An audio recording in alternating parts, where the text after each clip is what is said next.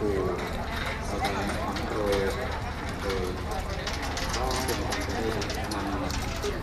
รวบรวมมาตัวคือคุณหลวงปู่นะหลวงปู่จะเป็นการพูดของที่เป็นร่วมจะโยงให้สวดเสียงดังๆโยงนะได้ทำโดยน้องถวายน้องส่งองค์ปู่น้องเสียงการสวดขอบคุณแจกพระแจกไม่ครบแล้วก็มาโวยวายพระว่าพระเป็นเสียงให้คณะเสียงสิทธิ์เป็นส่วนหนึ่งอิติปิโสภะคะวะอะระหะสัมมาสัมพุทธัสสะเวชาจารณะสัพพันโนสุขโตโลภะริโตภะคะวะตาโรปุริสัมมาสารติสัมภะเทวมนุสสานังพุทโธ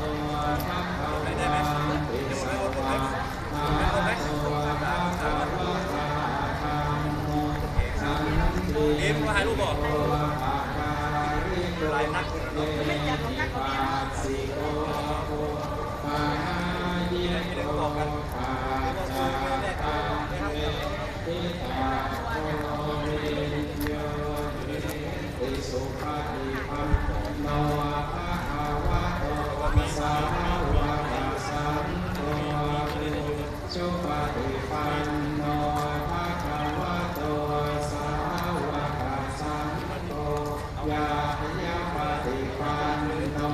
ภะคะวะโตสาวกสังโฆสามีติปฏิปันโนภะคะวะโตสาวกสังโฆญาติปัญจการิปุริสายุปะ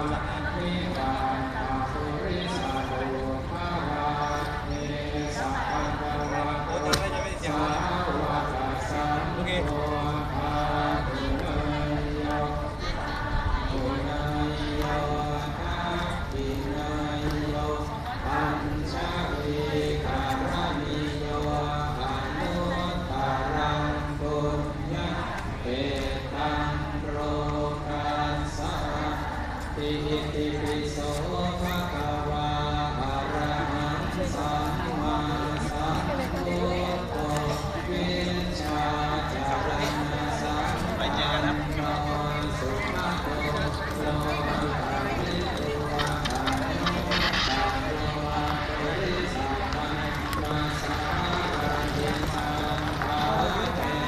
วมนุสสานังพุทโธภะคะวะติสัมภะโตภะคะวะตา